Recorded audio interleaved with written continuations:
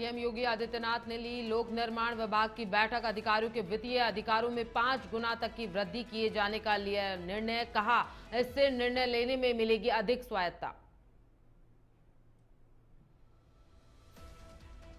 शामली में पुलिस की बड़ी कामयाबी। कुख्यात संजीव जीवा गैंग का शार्प शूटर एनकाउंटर में ढेर। बदमाश फैसल पर था 1 लाख रुपए का इनाम।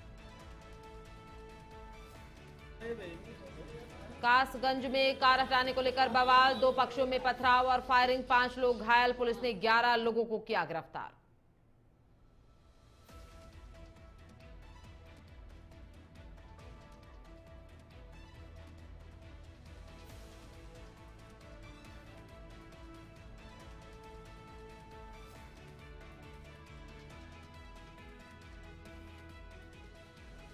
महिला कांस्टेबल ने दिखाई फर्ज और मातृत्व की मिसाल। जेल में सुषमा ने बच्चे को गोद में लेकर निभाई ड्यूटी। एक हाथ में बच्चा, दूसरे में ड्यूटी, सबका जीता दिल।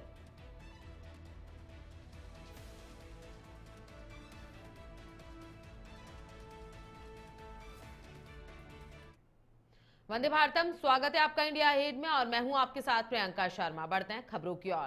सीएम योगी आदित्यनाथ लोक निर्माण विभाग के विभागीय अधिकारियों के वित्तीय अधिकारों में 5 गुना तक की वृद्धि किए जाने का फैसला यहां पर लिया गया है। उन्होंने कहा कि बदलावों से विभागीय अधिकारियों को निर्णय लेने में अधिक स्वायत्तता प्राप्त होगी। उच्च स्तर पर अनुमोदन की आवश्यकता घटने से निविदा, अनुबंध गठन एवं कार्य आरंभ की प्रक्रिया में गति आएगी। यह सुधार वित्तीय अनुशासन बनाए रखते हुए प्रशासनिक दक्षता और पारदर्शिता को बढ़ाने में सहायक होगा। शुक्रवार को लोक निर्माण विभाग की बैठक में यह तथ्य सामने आया कि विभाग के अधिकारियों के वित्तीय अधिकार वर्ष 1995 में निर्धारित किए गए थे। इस बीच निर्माण कार्यों की लागत में 5 गुना से अधिक की वृद्धि हुई है। कास्ट इन्फ्लेक्शन इंडेक्स के अनुसार वर्ष 1995 की तुलना में वर्ष 2025 तक लगभग 5.52 गुना वृद्धि दर्ज की गई है।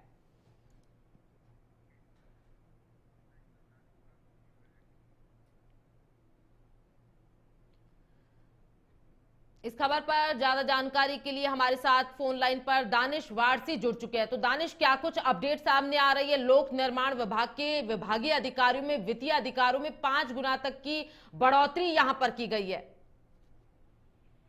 बिल्कुल प्रियंका, देखिए, लोक निर्माण विभाग उत्तर प्रदेश के हैं या भारत में के हैं, अलग अलग राज्यों में लोक निर्माण विभाग एक ऐसा विभाग है जहां पर कंस्ट्रक्शन और निर्माण को लेकर के स्टेट को प्रोग्रेस की गति की ओर ले जाया जाता है, जिसमें लोक निर्माण विभाग में कई विभाग आते हैं। जैसे कि लोक निर्माण विभाग में आप देख सकते हैं कि जो सड़क निर्माण होती है वो भी कहीं ना कहीं लोक निर्माण विभाग में आता है। ब्रिज है वो भी लोक निर्माण विभाग में आता है। उसके साथ साथ लोक निर्माण विभाग में कई कंस्ट्रक्शन, कई आवासीय योजना भी इसमें शामिल हो जाती हैं। लोक निर्माण विभाग में जिस तरीके से मुख्यमंत्री योगी आदित्यनाथ ने आज 5 गुना की जो वृद्धि की है वो वित्तीय अधिकारों में की है। और वित्तीय अधिकारों में जब वृद्धि की जाती है तो उनका जो विकास है, जो प्रोग्रेस है, वो कहीं ना कहीं दायरा उनका बढ़ता है। और उस दायरे बढ़ाने को लेकर के 5 गुना वित्तीय अधिकारों में बढ़ोतरी की गई है। लेकिन ये 5 गुना जो वृद्धि की गई है 1995 में से अब तक 2025 के बीच में 5 गुने को बढ़ाया गया है। और ये दर्शाने के पीछे, बढ़ाने के पीछे का जो मकसद है वो सरकार का यही है कि लोक निर्माण विभाग में जो 5 गुना की वित्तीय अधिकारों में जो बढ़ोतरी की जाएगी, तो लोक निर्माण विभाग में जो उत्तर प्रदेश के अंदर जो डैमेज कंट्रोल है उसको कहीं ना कहीं डैमेज को कंट्रोल किया जाएगा। जैसे कि सड़कों पर आप देखते हैं कि गड्ढे हैं, कहीं क्षतिग्रस्त सड़कें हैं, कहीं पर ओवरब्रिज क्षतिग्रस्त है, तो कहीं पर किसी का ब्रिज पास होना है, किसी का निर्माण होना है, वो सब लोक निर्माण विभाग के दायरे में आता है। लोक निर्माण विभाग ही एक ऐसा विभाग है जहाँ पर सतह, यानी कि जो प्रदेश की जो सतह होती है, जो धरातल है, वो विकास से जुड़ी होती है। अब 5 गुना जो वृद्धि की गई है उन वित्तीय अधिकारों में ऐसे कौन से प्रोजेक्ट शामिल किए जाएंगे जिनको 5 गुना बढ़ा करके सरकार ने ये कदम उठाया है। सरकार के इस कदम के बाद लोक निर्माण विभाग के 5 गुना वित्तीय अधिकारों में ऐसे कौन कौन सी प्रोजेक्ट शामिल हैं जो अब चुनाव से पहले मैं कह सकता हूँ कि जारी हो सकते हैं। जी, बहुत शुक्रिया तमाम जानकारी के लिए दानिश।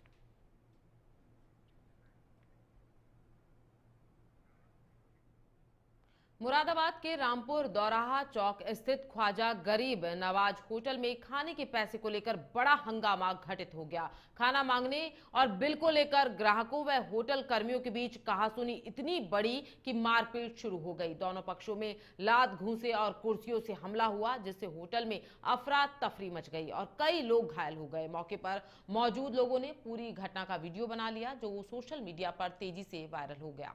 वीडियो सामने आने के बाद पुलिस हरकत में आई और दोनों पक्षों से पूछताछ शुरू कर दी गई है। फिलहाल मामला जांच में है और होटल की सुरक्षा व्यवस्था पर भी सवाल उठने लगे हैं।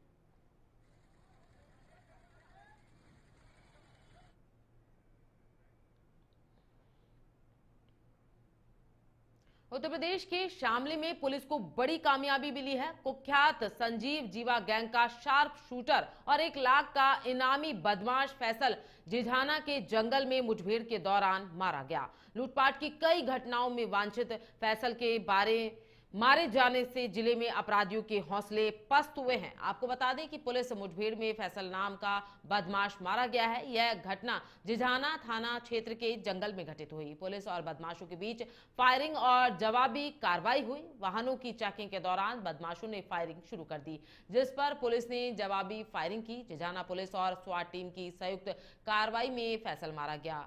ऊन चौसाना मार्ग पर वाहनों की चेकिंग चल रही थी, तभी बदमाशों ने पुलिस पर गोली चला दी। पुलिस ने तुरंत जवाबी कार्रवाई की, जिसमें फैसल गंभीर रूप से घायल हो गया और अस्पताल ले जाते समय उसकी मौत हो गई। इस दौरान एसओजी सिपाही दीपक निर्माण भी गोली लगने से घायल हो गया, जिनका इलाज जिला अस्पताल में चल रहा है और उनकी हालत फिलहाल स्थिर है।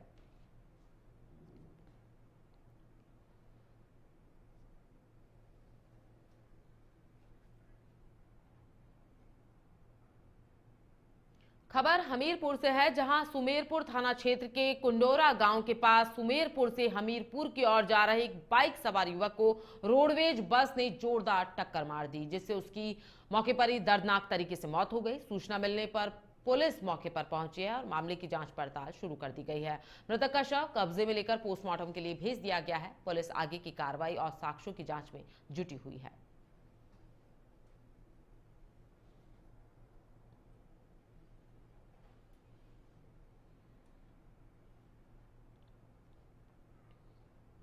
खबर कुशीनगर से है, जहां गुणा गांव से बिहार जा रही मां काली ट्रांसपोर्ट की लग्जरी बस NH 28 पर थरू आढ़ी के पास खड़े कंटेनर ट्रक में तेजी से टकरा गई। टक्कर इतनी जबरदस्त थी कि बस का आगे वाला पहिया क्षतिग्रस्त हो गया और स्लीपर में सोए कई यात्री गंभीर रूप से घायल हो गए। बस में सवार सभी यात्री बिहार के रहने वाले थे और छठ मनाने अपने घर लौट रहे थे। घटना में एक 50 वर्षीय महिला का पैर, एक 16 वर्षीय लड़की का हाथ और एक पुरुष का पैर गंभीर रूप से घायल हुआ है। कुल 4 सवारी गंभीर रूप से घायल बताई जा रही हैं और एक दर्जन से अधिक यात्री हल्की चोटों के शिकार हुए हैं। हाटा पुलिस और स्थानीय लोगों की मदद से घायलों को CSC हाटा पहुंचाया गया, जबकि गंभीर घायलों को मेडिकल कॉलेज गोरखपुर रेफर किया गया है। यह NH 28 पर 2 दिन के भीतर दूसरी बड़ी दुर्घटना है। घटना गुरुवार रात लगभग 9:30 बजे घटित हुई है।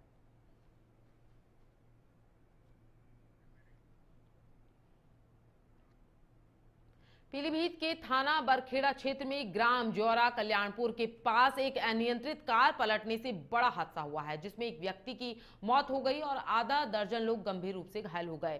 कार में सवार श्रद्धालु ग्राम आमडार से नानक मता के लिए जा रहे थे। घायलों को मौके पर CSC बरखेड़ा में भर्ती करवा कर प्राथमिक उपचार दिया गया और फिर गंभीर घायलों को जिला अस्पताल रेफर कर दिया गया। पुलिस ने मृतक का शव कब्जे में लेकर पंचनामा भरकर पोस्टमार्टम के लिए भेजा और घटनास्थल की जांच शुरू कर दी गई है।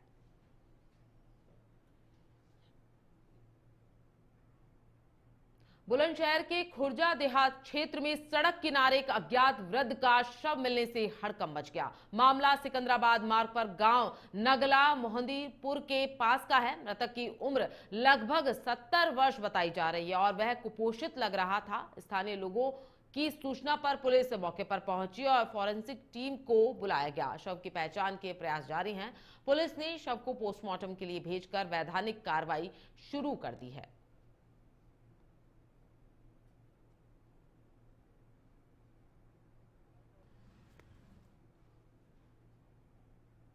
खबर हमीरपुर से है, जहां सुमेरपुर थाना क्षेत्र के देव गांव में सर्पदंश से एक किशोर की मौत हो गई। जानकारी के अनुसार रात में किशोर अपने चाचा के साथ जमीन पर सो रहा था। करीब 3 बजे कंबल में घुसे सांप ने उसे डस लिया। परिजन तुरंत किशोर को जिला अस्पताल लेकर पहुंचे, जहां डॉक्टर्स ने उसे मृत घोषित कर दिया। घटना से परिवार में कोहराम मच गया।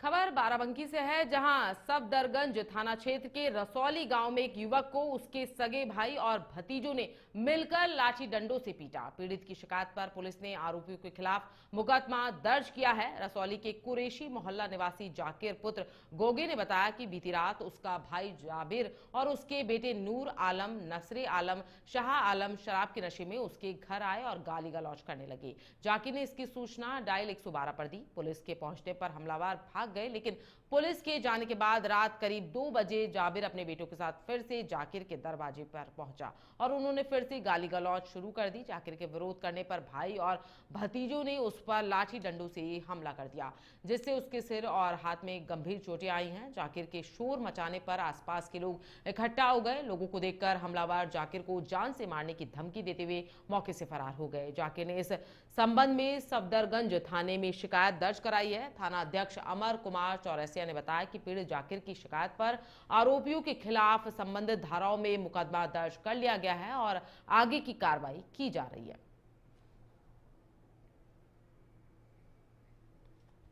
से है, जहां भाईदूज के दिन मुरादाबाद की महिला कांस्टेबल सुषमा गंगवार ने फर्ज और मातृत्व का अद्भुत संगम दिखाया। मुरादाबाद जेल में तैनात सुषमा ने अपने 1 साल के बच्चे को गोद में लेकर भीड़ भरे जेल परिसर में ड्यूटी निभाई। उन्होंने एक हाथ से बच्चे को संभाला और दूसरे हाथ से जेल में मौजूद लोगों को नियंत्रित किया। उनकी मुस्कान और समर्पण ने सबका दिल जीत लिया। ड्यूटी के दौरान ली गई उनकी तस्वीरें सोशल मीडिया पर वायरल हो गई और लोग उनके जज्बे को सलाम कर रहे हैं। सुषमा गंगवार अब पूरे प्रदेश में फर्ज और ममता की मिसाल बन चुकी हैं।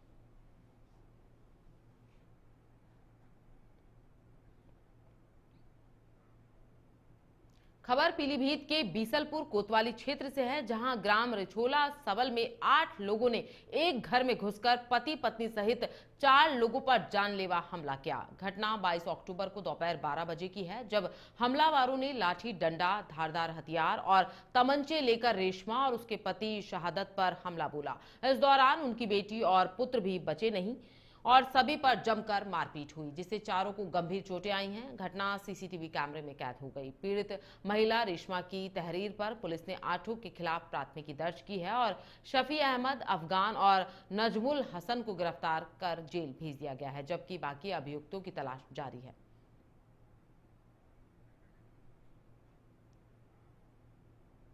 कासगंज के सोरो कस्बे में गुरुवार देर शाम कार को हटाने को लेकर मामूली विवाद ने 2 समुदायों के बीच बवाल को यहां पर तब्दील कर दिया। देखते ही देखते दोनों पक्षों में पथराव और फायरिंग होने लगी, जिससे क्षेत्र में तनाव फैल गया। फायरिंग में रियाज अहमद नाम का युवक गंभीर रूप से घायल हुआ है, जिसे अलीगढ़ मेडिकल कॉलेज रेफर किया गया। घटना में हिंदू पक्ष के 1 और विशेष समुदाय पक्ष के 4 लोग घायल हुए हैं। सूचना पर एसपी अंकिता शर्मा, कोतवाल जगदीश चंद्र वह भारी पुलिस बल मौके पर पहुंचा और स्थिति को काबू में लिया गया। एसपी ने अस्पताल जाकर घायल से मुलाकात की, साथ ही अधिकारियों को निष्पक्ष जांच के निर्देश दिए। वहीं पुलिस ने देर रात दबिश देकर दोनों पक्षों के 11 लोगों को हिरासत में लिया और कुछ हथियार भी बरामद किए हैं। फिलहाल इलाके में पुलिस की सख्त निगरानी में शांति व्यवस्था कायम है। तो कासगंज के सोरो कस्बे का पूरा मामला है, जहां यूपी से खबर सामने आ रही है। कार हटाने को लेकर 2 समुदायों में विवाद यहां पर हुआ है। इसी के साथ 4 लोगों को चोटें आई हैं। फायरिंग और पथराव से इलाके में हड़कंप यहां पर मचा है। फिलहाल इलाके में पुलिस ने शांति व्यवस्था कायम कर रखी है।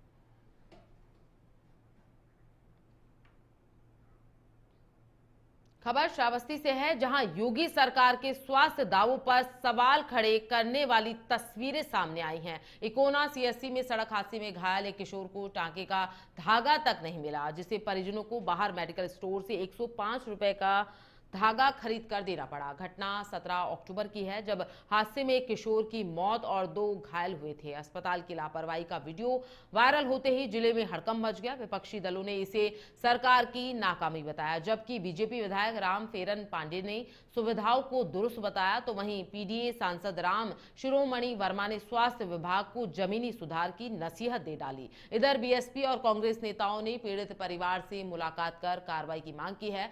अब विभाग भी हरकत में आ गया है। एडिशनल सीएमओ डॉक्टर उदयनाथ ने खुद पीड़ित परिवार से मिलकर आश्वासन दिया कि दोषियों पर सख्त कार्रवाई होगी। इसमें हम लोग पीड़ित परिवार के साथ हैं और उनको न्याय दिलाने के लिए हमको सड़क से लेकर सदन तक जो भी आवाज उठानी होगी, कांग्रेस पार्टी इनके साथ खड़ी है। हमको आज प्रदेश नेतृत्व द्वारा आदेशित किया गया कि आप उनके दरवाजे तक जाइए और उनकी पूरी रिपोर्ट मुझे दीजिए। संभवतः 2-4 दिन में हमारे प्रदेश नेतृत्व टीम बना करके आपसे मिलने भी आएगी।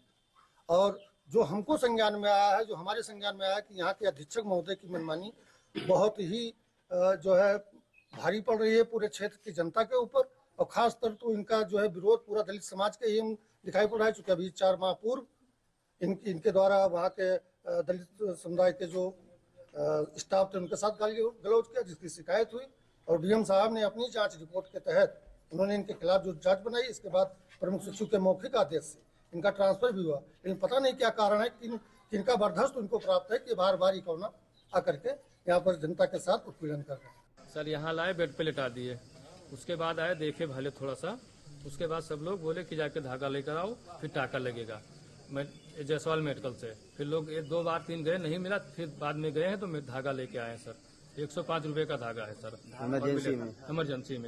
इमरजेंसी में आपको? हाँ, यहाँ सर कोई सुविधा नहीं, इमरजेंसी में यहाँ कोई सुविधा नहीं, बस इंजेक्शन लगा दिए बस, और कुछ नहीं। नहीं, वो टाका लगाने के लिए होता है, टाका लगाने के लिए धागा आपको खुद लाना पड़ा? खुद लाना पड़ा सर। अब तक आपका मरीज ऐसे बिना टाके पड़ा हुआ? बिना टाके का पड़ा था सर, कम से कम 15 मिनट 20। फिलहाल खबरों में इतना ही। देश प्रदेश की तमाम बड़ी खबरों के लिए देखते रहिए इंडिया हिट। वंदे भारतम।